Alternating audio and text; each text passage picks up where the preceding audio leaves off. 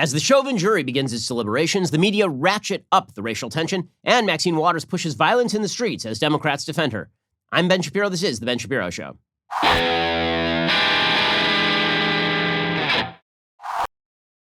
This show is sponsored by ExpressVPN. Don't like big tech and the government spying on you? Visit expressvpn.com/Ben. We'll get to all the news in just one moment. First, a quick reminder, if it feels like things are quickly spiraling out of control, that's because, well, they kind of are. If you look at the inflation rates in commodities right now, they are extraordinary. It's something the media don't want you to pay attention to, but if you care about your financial portfolio, you probably should. There's only one great way to protect your savings. Do what over 10,000 other smart investors have done. Convert a portion of your retirement accounts into gold and silver with Birch Gold. When inflation hits, and it already is, gold and silver are your safe haven. Birch Gold Group. Those are the people I trust to help you convert an IRA or eligible 401k into an IRA backed by gold and silver. Through April 30th on qualifying purchases, when you open a precious metals IRA with Birch Gold, they'll send you a free home safe. Birch Gold. Those are the people I buy my gold from, and you can trust them as well. Text BEN to 474747 for your free information kit on precious metals IRA or to speak with a Birch Gold representative today. Again, with 10,000 customers, they got an A+ rating with the Better Business Bureau, countless 5-star reviews. You've heard me talk with the representatives here on the show. They're the people that I trust for my own precious metals investing, and they can help you as well. Text BEN to 474747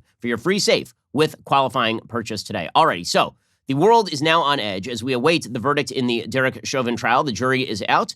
The jury was issued closing statements by the prosecution and by the defense. Then there was a prosecution rebuttal yesterday. And then the jury were sequestered. Now, they should have been sequestered all along. The fact that they weren't sequestered is a real problem because it turns out that this is the most publicized, high-profile criminal trial in the United States probably since O.J. Simpson. This thing has taken up enormous sums of time and energy. It's created protests and riots in the street for the last year. And now, only now, did the judge decide it was time to sequester the jury. And that was only after everyone on the jury knows the base and gross truth here, which is that if they don't convict, then their name is going to be on the front page of a paper probably 2 weeks from now, and then their life will be ruined. If you are on that jury, I have a lot of sympathy for you, frankly, because it takes an enormous amount of bravery to simply look at the evidence and the facts in the case and come to a logical conclusion. And there are a couple of logical conclusions here. Now, I could certainly see a conviction of Derek Chauvin for manslaughter. I think it's almost impossible not to see reasonable doubt when it comes to the second and third degree murder charges. Manslaughter is a lower standard because it suggests reckless disregard for the life of another. And so you can make the case that even if Chauvin originally wasn't doing anything particularly bad, once Floyd went unconscious, he should have gotten off of him. That's an easier case than the notion that he was committing a felony assault against George Floyd on purpose, or the case that he caused George Floyd's death, not by denying him care after he was already unconscious and staying on top of him, but through his actions alone. Frankly, I find it extraordinarily difficult to believe that the simple pressure of Derek Chauvin's knee on George Floyd's back, not on his neck, on his back, because this was, again, testified to by prosecution witnesses, is that the body cam footage showed that Chauvin's knee was not, in fact, in position to cut off either George Floyd's airways or the oxygen flow to his brain.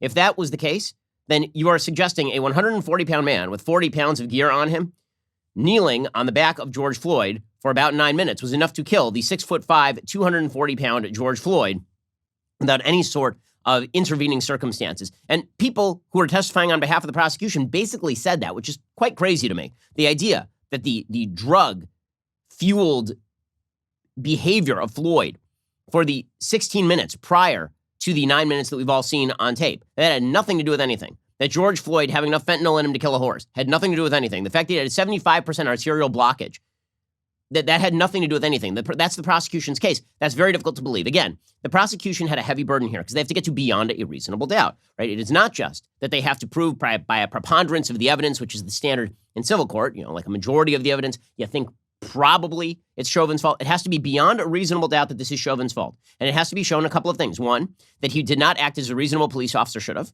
And two, that he's the actual causative factor in George Floyd's death, that he was a substantial factor in George Floyd's death. There's a great analysis over at Legal Insurrection, which has been doing excellent work covering the day-to-day on this case.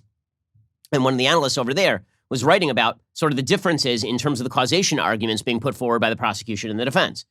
The prosecution is essentially arguing that this case is akin to a man is on a subway platform and a mugger comes up to him and pops out of the shadows and scares the guy, and the guy topples backward onto the subway tracks and then is run over. Is the mugger at fault for that? Okay, so that would be the substantial factor, right? Without the mugger there, without the mugger having scared the guy, he would be fine. Okay, what the defense is arguing is that this is more akin to somebody, like a normal person on the street, encountering a police officer, and the police officer trying to arrest the person, and the person dropping dead of a heart attack.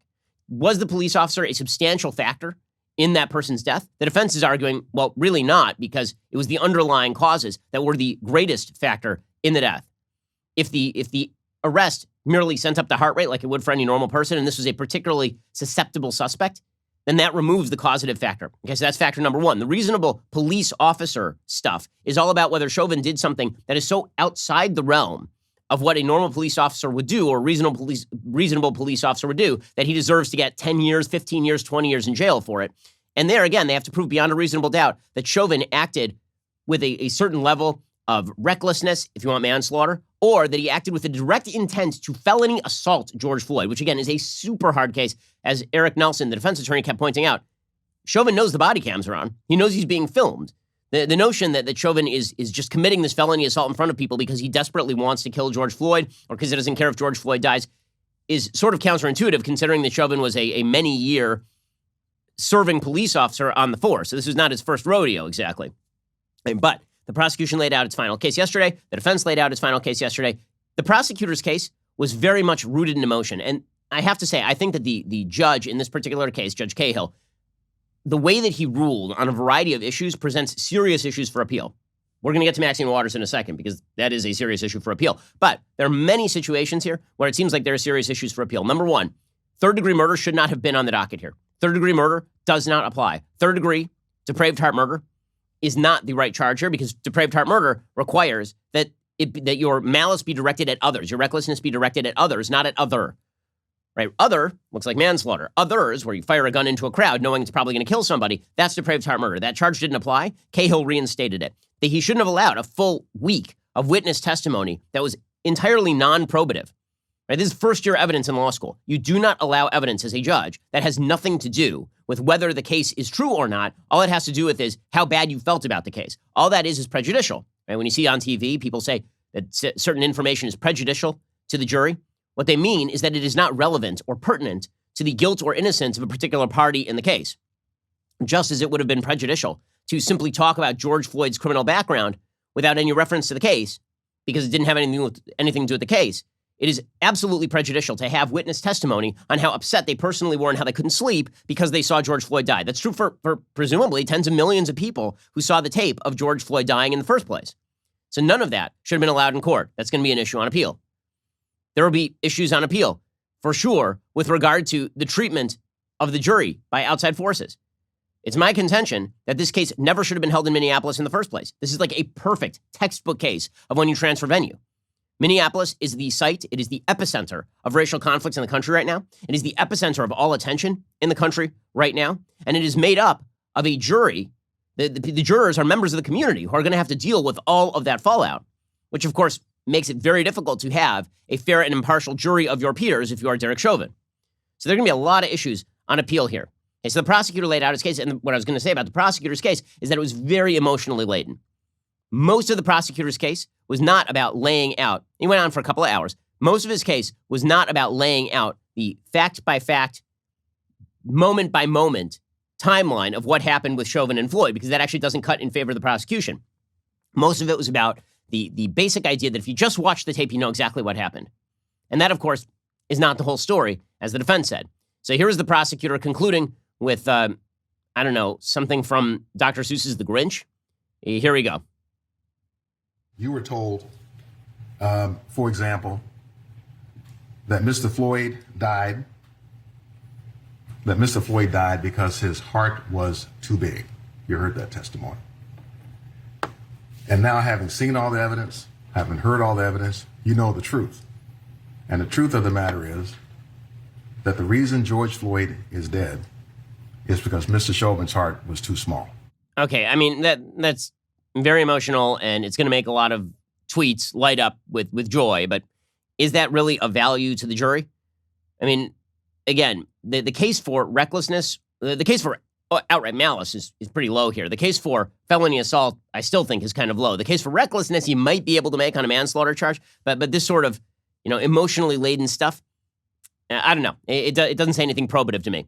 What the prosecutor did do when he was discussing the charges, he put up a chart of the charges against Chauvin, explaining the elements of the various crimes. And this chart actually is useful to understand what exactly is happening in the case. So murder in the second degree, there are 4 elements. 1, the death of George Floyd has to be proven. Okay, well, he's dead, so that would be proven. The second element is that the defendant's actions were a substantial causal factor in Mr. Floyd's death.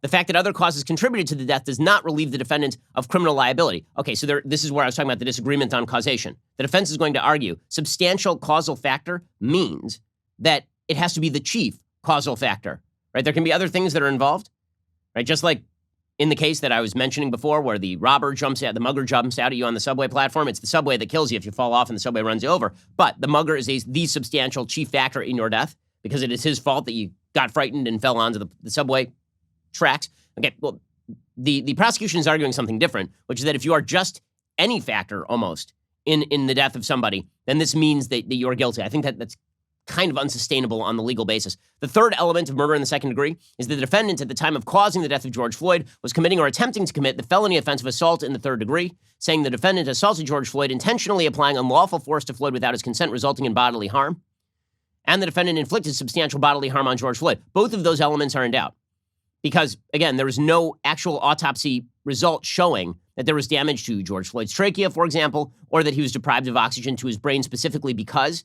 of the so-called suppression hold that was being used on George Floyd. And the notion that he was using a form of suppression hold that was not allowed by Minneapolis PD is not true. It was in the Minneapolis PD playbook. Final element, the defendant's act took place on or about May 25th, 2020 in Hennepin County. Okay, so murder in the second degree, I think it's very hard to meet all those standards. Murder in the third degree, again, has 5 elements. 2 of them are the same, right? You have to prove that he died. You have to prove when he died. Okay, but then, and the substantial causal factor element is the same as well. Murder in the third degree says the defendant caused the death of George Floyd by an intentional act that was eminently dangerous to other persons, but it wasn't eminently dangerous to other persons. That's the entire thing, right? So this charge does not apply at all. I think he can't prove second degree. I think third degree just does not apply. Then you get to manslaughter in the second degree, and this one is a lot looser.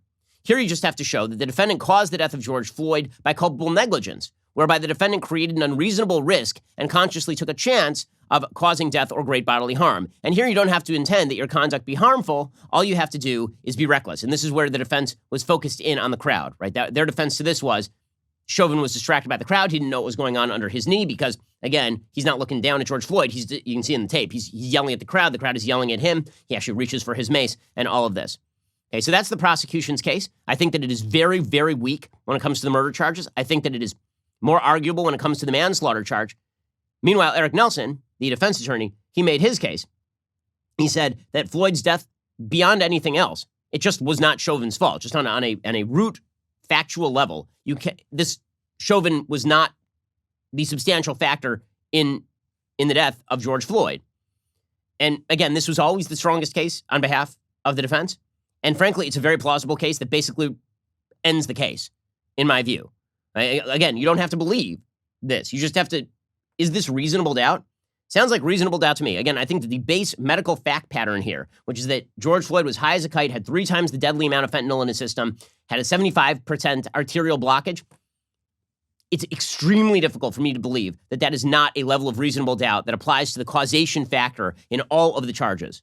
I could see a jury going the other way on manslaughter, but they really would have to ignore this. Here's Eric Nelson talking about this. This is the defense attorney for Derek Chauvin.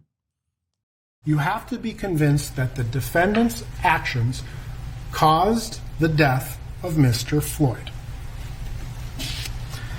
And throughout the course of this trial, the state has tried and called numerous witnesses to try to convince you that asphyxiation is the singular cause of death.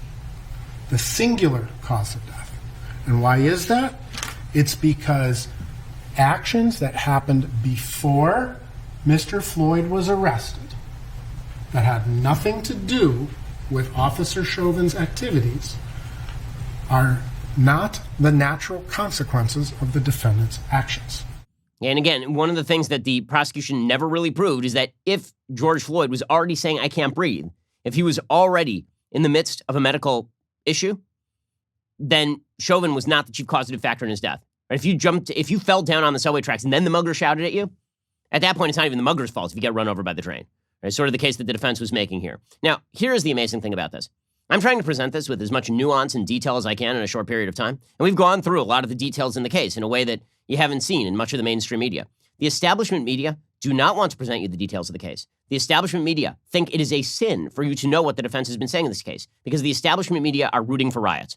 I cannot see any other reason why they're presenting the case in the light they are presenting it. They're dedicated to the narrative that America is deeply racist and that if Derek Chauvin is acquitted, it's because of deep American racism, and they are justifying and excusing rioting and looting. And anybody who justifies and excuses rioting and looting, they will simply poo-poo and pretend they're not doing it. It's an amazingly anti-American citizen thing to do. You're damaging actual Americans who have a right to expect a level of peace in their communities. You're damaging them by your establishment media coverage. The establishment media is the way that they have ratcheted up the tension here, the way that they have fostered the notion that if the jury goes the wrong way here, the jury is therefore racist, and that if an individual juror sees fit to find reasonable doubt in these cases, it must be that juror's life will be ruined. I mean, honest to God, it will take a person of extraordinary bravery to actually examine the facts in this case, which is why my prediction is that the jury will hang on the murder charges and probably come out in favor of manslaughter. Just my personal opinion, could go the other way. But we're going to find out in short order. But it's the media coverage that is really the bigger issue here, because no matter how this trial goes, and yes, I understand that a man's life is at stake, and a man's life was at stake a year ago when George Floyd died, but now Derek Chauvin's future is at stake, whether he's going to spend the next couple decades in jail, which is a major issue, obviously. But when it comes to the broader national issue, the broader national issue is that the media have a stake in fomenting division in the country that is going to end with more violence and more looting and more rioting unless they get their way. It is a form of political blackmail that the media are now engaged in with the American people. They're engaged in a game of political chicken, and they're using other people's businesses, other people's livelihoods, other people's very lives as tools in this game. And it's quite disgusting.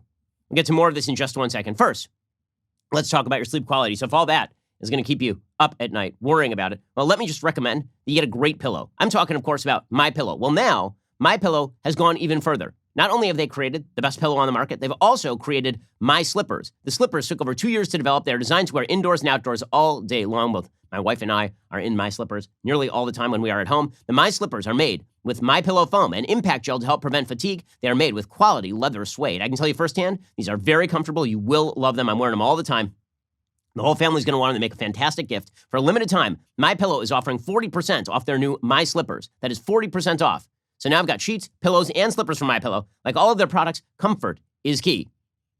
Everything they make is just high-quality stuff. Go to MyPillow.com, click on the radio listener square, use promo code DailyWire. You'll also get deep discounts on all MyPillow products, including the Giza Dream bed sheets, the MyPillow mattress topper, the MyPillow towel sets, or call 800-951-7163. That's 800-951-7163. Use promo code DailyWire. Visit MyPillow.com right now, or call 800-951-7163 to get started.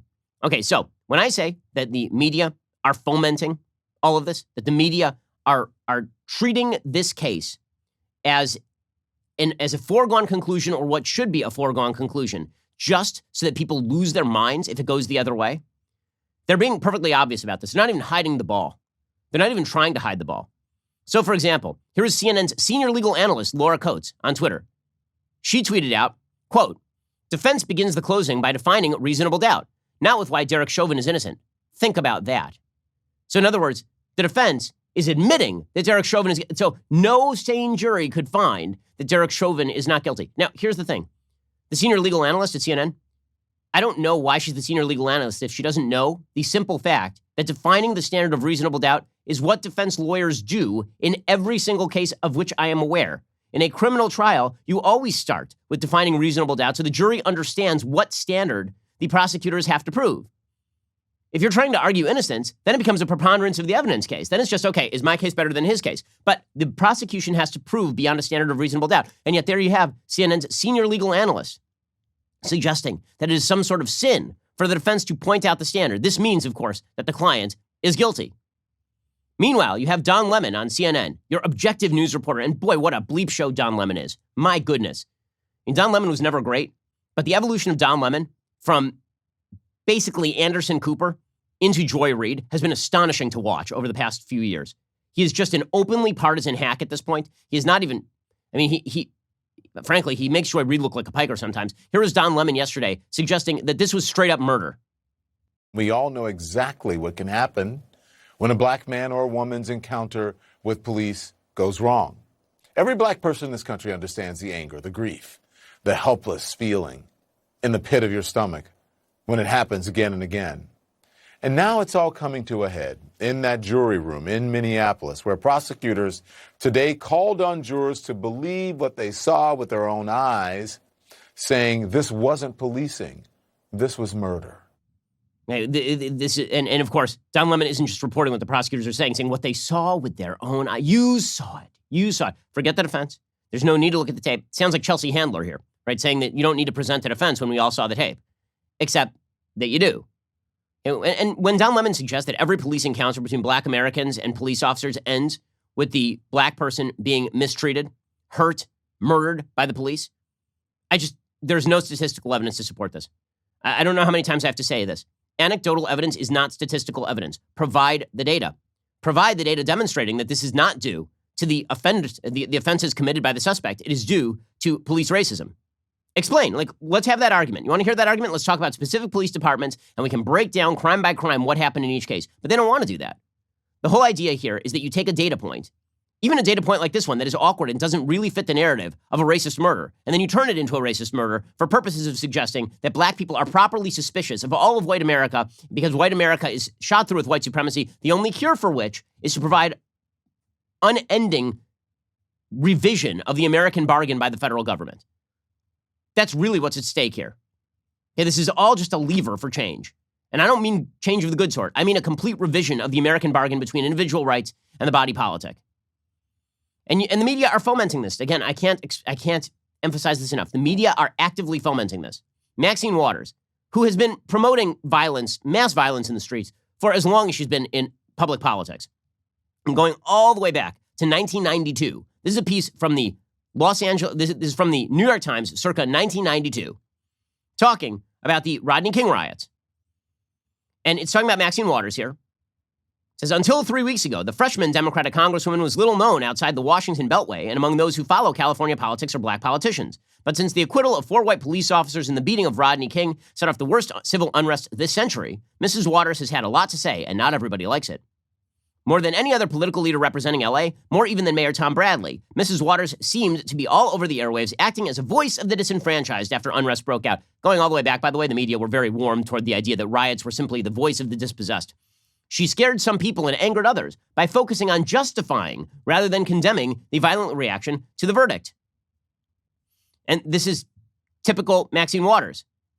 I mean, Maxine Waters she called the LA riots, in which, by the way, South Central Los Angeles, which was largely black, was burned to the ground in large part, in which Korean business owners were targeted. She called that an LA uprising. An LA uprising. She says, I said in 101 different ways violence is not right, that I don't condone violence, that people can't endanger their own or others' lives. What I didn't do is use the airwaves to call people hoodlums and thugs for burning down their own communities. It only makes them madder when you call them hoodlums and thugs, as the president did. Oh, so that you're not justifying what they're doing. You're just saying they're not hoodlums and thugs when they burn down their own neighborhood. Got it. And she's been doing this her entire career. This is nothing new from Maxine Waters. Right? You'll remember just a couple of years ago when Maxine Waters said that Trump administration members should be actively, physically confronted whenever they go out in public. Here's Maxine Waters just a couple of years ago. You see anybody from that cabinet in a restaurant, in a department store, at a gasoline station, you get out and you create a crowd. And you push back on them. And you tell them they're not welcome anymore, anywhere. And the left has not only tolerated this, they've celebrated this. For a while, Maxine Waters was considered persona non grata inside the Democratic Party because she was deeply corrupt. She was on the Financial Services Committee, and there were serious questions about the Financial Services Committee was directing resources to banks in which her husband was involved. And she was consistently considered one of the most corrupt members of Congress. But during the Trump era, she became anti-Maxine again. Right? She was the person who was going to be promoted by the media as the person who could speak truth to power. Trump didn't spring out of a vacuum, guys. Now, I know that everybody wants to think on the left that Trump killed American politics. Trump was a symptom. He was the coroner. He came along and he noticed the body of American politics with the knife still in it. And then he said, oh, this body has been stabbed. He didn't heal it, but he certainly didn't start it. Maxine Waters pre-existed Trump as a prominent person in American politics, as an elected official, by some almost 30 years.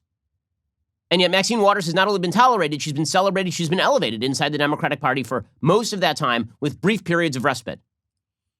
Okay, so Maxine Waters, of course, the other day, she broke curfew. She traveled from Washington, D.C. to Minnesota, right, to Minneapolis, to be there, presumably to intimidate the jury, because why the hell else would you be in Minneapolis? There were protests in Washington, D.C. too. You could have just protested out there. She flew into Minneapolis, just as Al Sharpton has now flown into Minneapolis, a race baiter who himself has been involved in the incitement of riots. And Maxine Waters then told Black Lives Matter that if they didn't get what they wanted, not just a conviction on manslaughter, she said there has to be a conviction on murder charges. And then she even suggested there should be a conviction on a charge of first-degree murder, which is not even charged in this case. She said that if they don't get what they want, then they should, quote-unquote, get more confrontational. Well, I don't know what more confrontational means in the context of a city that nearly burned down about a year ago. So here's Maxine Waters telling BLM just the other day what she wants to happen if she doesn't get her way, if the jury doesn't go her way, which is like pure, simple jury intimidation.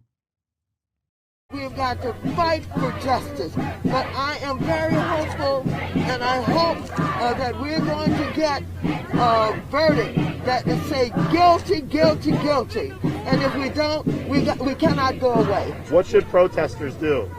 Well, we got to stay on the street, and we've got to get more active. We've got to get more confrontational. We've got to make sure that they know that we mean business. So all of this culminated yesterday with Judge Cahill, who, again, is a former staff. He was appointed by Minnesota Governor Tim Pawlenty originally. He was a Republican, but he's a former staffer for Amy Klobuchar, right? So the guy is not some sort of crazed right-wing conservative. And as I've mentioned, the judge in this case has made a series of decisions, which I think set up the possibility of a serious appeal, even if Chauvin is convicted. Well, the judge yesterday was asked by Nelson for a mistrial on the basis of Waters' comments. And the judge said, well, I'm not going to grant a mistrial, but certainly this is an issue for appeal. I wish elected officials would stop talking about this case, especially in a manner that is disrespectful to the rule of law and to the judicial branch and our function. I think if they want to give their opinions, they should do so in a respectful and in a manner that is consistent with their oath to the Constitution, to respect a co-equal branch of government. Their failure to do so, I think, is abhorrent, but I don't think it has prejudiced us with additional material that would prejudice this jury. Okay, so the entire left went insane. How dare the judge say this? How dare... No one on the left. I can't find a single prominent figure on the left who condemned Maxine Waters for this sort of language. So the same exact people who said that Donald Trump, who said that people should peacefully protest what was going on January 6th at the Capitol building, and then a few hundred droogs decided it would be a wonderful idea to break into the Capitol building and threaten lawmakers. The same exact people like Maxine Waters, who suggested that Donald Trump was guilty of incitement of an insurrection, are out there actively defending Maxine Waters today, or at the very least poo-pooing it. So spare me your hysterics about Donald Trump's fraught language. I didn't like his language, but he said peaceful. Maxine Waters has never said that sort of stuff. Maxine Waters is one of the worst actors in Congress, and you guys will never disown your own radicals. It's fairly impressive, truly, for the Democratic Party. You have to admire the solidarity. I've been told over and over by friends of mine who are Democrats, look at these Republicans and how they have all these people in the Republican Party who are wild and crazy, and they won't condemn anybody. And I just think to myself, well, pretty much every time Trump said something that I thought was bad, I condemned him publicly. And many other people condemned him publicly too. When there were candidates who were so thoroughgoing bad that I thought they should not be in Congress, I helped run them out of Congress, like Steve King in Iowa, right? Or like Roy Moore in Alabama. When was the last time you saw the Democrats expel anyone? When was the last time the Democrats looked at Maxine Waters and they're like, you know what? We don't like this. Can you find anybody to go on record about it? Whenever somebody on the Democratic side of the aisle is incredibly radical or foments violence, even if you're somebody who participates in rioting and looting, I mean, first of all, Kamala Harris will contribute to your bailout fund in Minnesota. But beyond that, if you are a radical inside the Democratic Party circles, the vision of you is not the way it is in the Republican circles. If you're in Republican circles and somebody is radical and crazy and spouting conspiracy theories, there's a general sense of embarrassment and like that person has bad ideas. If you're in Democratic circles and you're Bernie Sanders, you're a wild-eyed socialist, or if you're AOC, you've never had a good idea in your entire life, but you're very, very loud. if you are a Democrat like Maxine Waters who's fomented violence, then the entire Democratic Party will rally to your cause and declare that the real problem with you is not that you have bad ideas. It's not. Your ideas are great. The real problem with you is that you just have the pure naivete of a small, innocent child. That's really the reason that you're such a bad person, is because you're actually super innocent and you don't understand that this isn't how politics works. You gotta let the adults work it out, sweetheart. But the reality is that you are just so innocent and so pure. You're the best of us. You're not the worst of us. You're the best of us. And that's the way the Democratic Party treats their own radicals inside the House. So Kevin McCarthy, the House Minority Leader, he slammed Waters. He says Waters sees value in violence, which obviously is true. Here's the House Minority Leader, and then we'll get to the Democratic and media reaction, which is to pretend that Maxine Waters actually didn't say what she just said and you watched her say. Maxine Waters believes there's value in violence. This is the first time she's done something like this. Remember what she said in the past administration, for people to get in their faces, to challenge everyone. And now what she has said has even put doubt into a jury. You had a judge announce that it was wrong. I think this takes action, especially when she has a pattern of this behavior. That, of course, is exactly true. But what did Nancy Pelosi, the House Speaker, have to say about Maxine Waters? What did she have to say? Remember, this is the same Nancy Pelosi who watered down a resolution to condemn Ilhan Omar's anti-Semitism into a resolution condemning all the bad things, and then took a trip with Ilhan Omar to demonstrate solidarity. Now she was asked if Waters should apologize. Quote, "No, she doesn't. Maxine talked about confrontation in the manner of the civil rights movement." Oh, really? Is that what she meant? Because how would they get more confrontational? How? I mean, seems like BLM did $2 billion of damage across the course of the last summer. How do you get more confrontational? Was that the manner of the civil rights movement? Because I feel like Nancy Pelosi should know better since she was alive for it. She says, "I myself think we should take our lead from the George Floyd family. They've handled this with great dignity and no ambiguity or lack of misinterpretation by the other side. No, I don't think she should apologize." So no apology required by Nancy Pelosi or requested by Nancy Pelosi. Jen Psaki over at the White House is asked about Joe Biden's view on Maxine Waters' comments. And here's Jen Psaki completely dodging the question. Does the president agree with what she said about getting more confrontational? Well, I can speak to the president's view. He has been very clear that he recognizes the issue of police violence against people of color, communities of color, is one of great anguish, and it's exhausting and quite emotional at times. As you know, he met with the Floyd family last year and has been closely following the trial, as we've been talking about, and is committed to undoing this long-standing systemic problem. Okay, so if you recall, the original question was, what do you think of Maxine Waters' comments? Not, can you quote Jonathan Capehart's bad column in the Washington Post about exhaustion and meeting with George Floyd's family and a bunch of read out talking points. All he had to say was, Maxine Waters shouldn't have said that. It's bad that she said that. We abhor all violence, and Maxine Waters' contribution to raising the temperature is not useful. That's all she has to say. She can't say that because the Democratic Party is very much in favor of this inside-outside game whereby you get people in the streets actively participating in rioting and looting and anti-police activity. By the way, I know it's not a national story because, again, national stories are just stories that back the media's establishment narrative. Okay, I know it's not a national story, but somebody did ambush a Minneapolis National Guard person the other day. But that's not a national story, guys. Not a national story at all. The same day, by the way, I believe that Maxine Waters made that comment. Doesn't mean they incited it. Doesn't mean that she's responsible for that. It does mean that she's not helping, for sure. But don't worry. The media are there to defend Maxine Waters. Remember, Donald Trump is solely and completely responsible for the acts of January 6th. But Maxine Waters, who's been actively fomenting violence since the moment she set foot in Congress, she's never responsible for anything that comes out of her mouth. In fact, the stuff you heard her say, she didn't actually say. Here's Don Lemon saying she wasn't inciting violence. I take this at face value because Don Lemon is an objective news source. Do you really think Maxine Waters is calling for violence? Maxine Waters is not calling for violence. Everyone knows that. She makes a lot of people uncomfortable, especially a lot of men, and quite frankly, especially a lot of white men, because she puts them in her place. She tells you, shut up, respect this person, don't talk to me that way. And she gives it to you like it is. Now, that said, do I think what she said was constructive? Absolutely not. I love it. All she speaks is the truth. All she says are true things when she's not being a corrupt windbag from California who brings home the bacon to her husband's banks. All she says are true, wonderful, incredible things. She's anti-Maxine. Now, do I think that was super constructive? No, but she's unbelievable. And if you don't like her, it's because you're a white man. That's the only reason that you wouldn't like Maxine Waters going to the middle of a trial zone and standing like next to the courthouse, basically, and saying, if they don't give you what you want, then you should get super confrontational, like more confrontational than you've been in the past, in a city that nearly burned down a year ago. Don Lemon, objective journalist.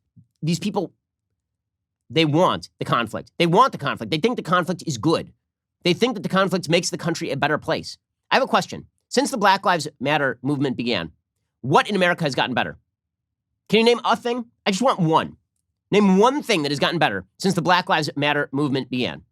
Has it gotten better for black people in terms of violence in their cities? Absolutely not. It's got significantly worse. Has it gotten better for black people in terms of inequality, which is the supposed main concern of BLM?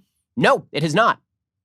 Has it gotten better in terms of race relations in the country with all of these posturing white left-wingers in suburban areas kneeling on tape in front of black people? Has that made race relations in America significantly better?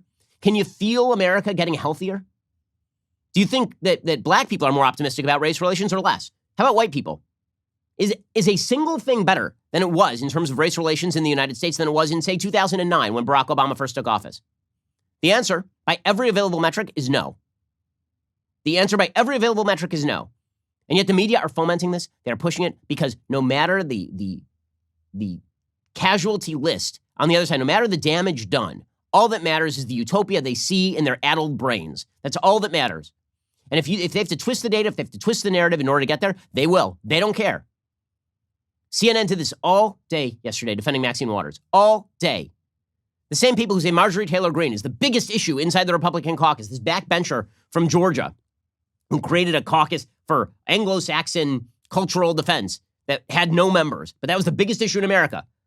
You've got an active congresswoman who's been promoting rioting and violence literally her entire career, doing it again the other day in the middle of a trial, so bad that the judge, again, a person who staffed with Amy Klobuchar, the judge said this could be a mistrial issue.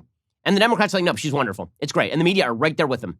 We'll get to more of this in just 1 second. First, let us talk about the fact that if you like your hair, you really have to work on keeping it right now. I know, dudes, you think that you can wait until you're 40, 45, and then you can start worrying about the hair loss. Here's the thing. By the time you hit your mid-30s, you're already starting to lose your hair. You really need 4hims.com. It is your one-stop shop for hair loss and wellness for men. Hims is helping dudes be the best version of themselves with licensed medical providers and FDA-approved products to help treat hair loss. Hims was created by a guy who knows some men's health conversations are easier online than in person. No more awkward in-person doctor's visits or long pharmacy lines. 4Hims connects you to licensed medical professionals online. That could save you hours. Completely confidential, completely discreet. Answer a few quick questions. A medical professional will review. If they determine it's right for you, they can prescribe you medication to treat your hair loss. It is shipped directly to your door. Today, Hims is giving you their best offer yet. If you're not happy with your results after 90 days, Hims will give you a full refund. And right now, my listeners can get their first visit absolutely free. Go to 4hims.com/Ben. That is 4hims.com/Ben. Prescription products require an online consultation with a healthcare provider who will determine if prescription is appropriate. Restrictions apply. See website for full details and important safety information.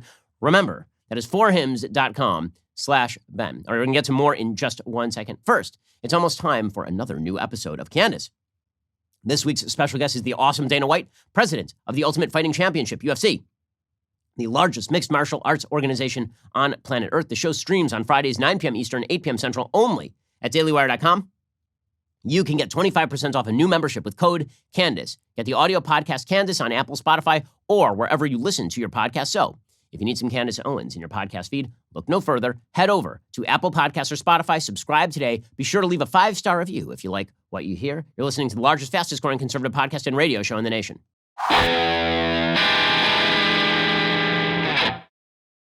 The ongoing defense of Waters by the media, it is consistent. Yamisha Alcindor, who's not a journalist, she's an activist for PBS, she tweeted out, "Don't worry, Maxine Waters didn't threaten violence. Eric Nelson is now using Representative Maxine Waters, saying that protesters should, quote, get more active and more confrontational if Derek Chauvin isn't convicted as a reason for a mistrial to be declared. He's claiming she threatened violence. Fact check. Waters did not threaten violence." Weird, because what she said was way more violent than anything that Donald Trump said on January 6th. Weird. I don't remember Yamisha Alcindor feeling the same way.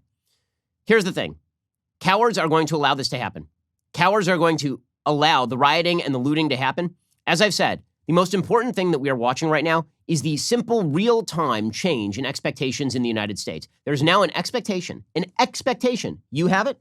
I have it. We all have it. There's an expectation that anytime there is an incident between a white police officer and a person of color that is caught on tape, no matter the surrounding circumstances, no matter whether the suspect is guilty of the crime or not, no matter whether the suspect resisted arrest, that it will result in riots and looting.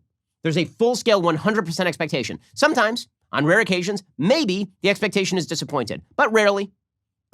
This means that we have now ingrained bigotry with regard to a certain percentage of the population that we believe is now justified in whatever they do without data, without even evidence in particular cases.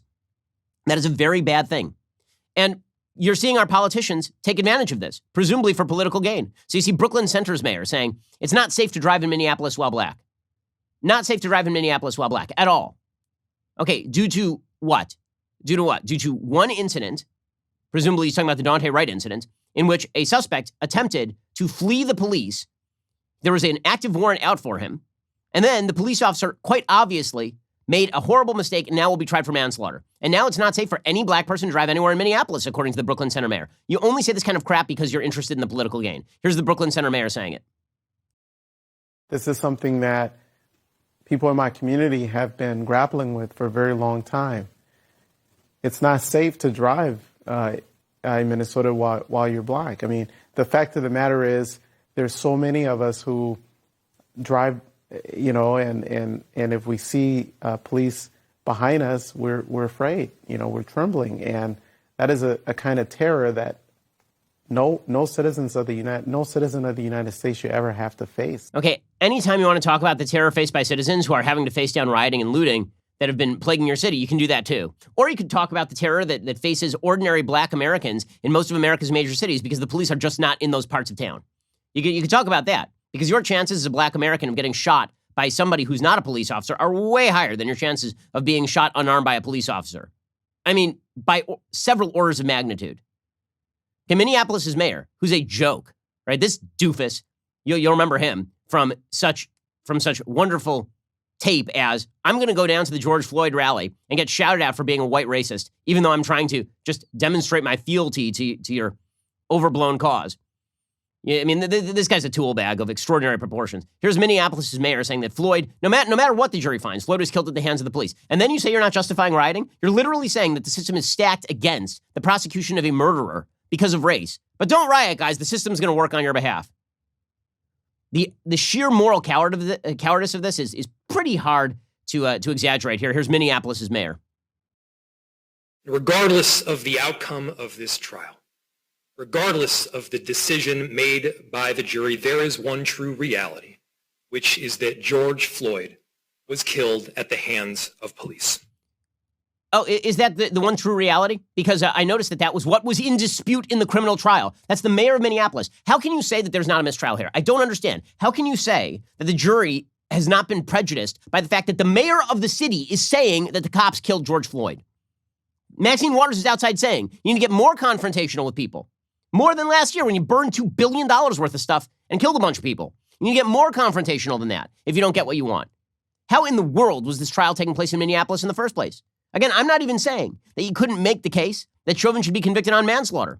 I think that one is a 50-50 coin flip.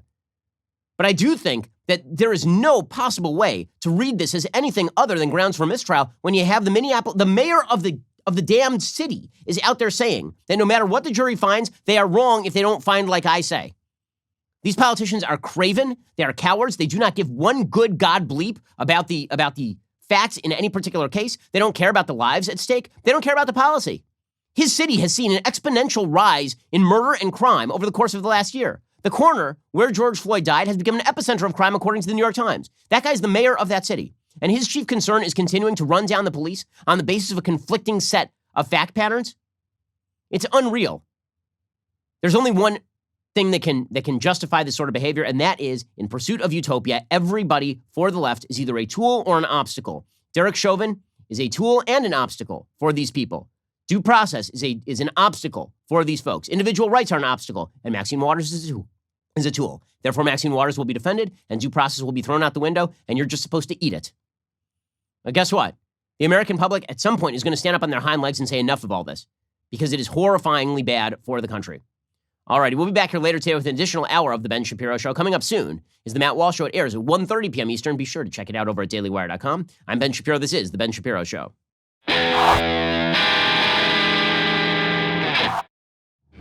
The Ben Shapiro Show is produced by Elliot Feld, executive producer Jeremy Boring. Our supervising producer is Mathis Glover, and our assistant director is Pavel Wydowski. Editing is by Adam Sayevitz. Audio is mixed by Mike Coromina. Hair and makeup is by Fabiola Cristina. Production assistant is Jessica Kranz. The Ben Shapiro Show is a Daily Wire production.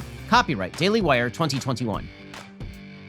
On the Matt Walsh Show, we talk about the things that matter, real issues that affect you, your family, our country, not just politics, but culture, faith, current events, all the fundamentals. If they matter to you, come check out the show.